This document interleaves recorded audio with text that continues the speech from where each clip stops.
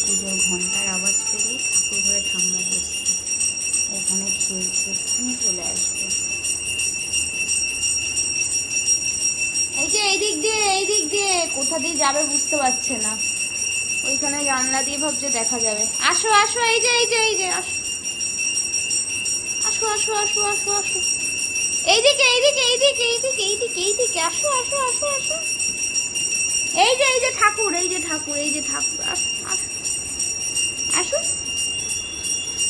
আসো আসো আসো আসো, বুঝেছে এবার আসবে। আসো আসো আসো আসো আসো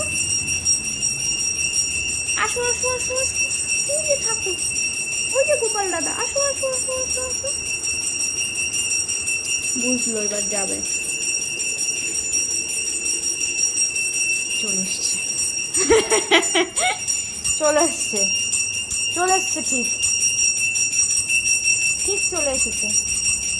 না না, বোতল ধরে না, বোতল পড়ে যাবে, পায়ে পড়ে যাবে, বোতল পায়ে পড়ে যাবে, বোতল ধরে না।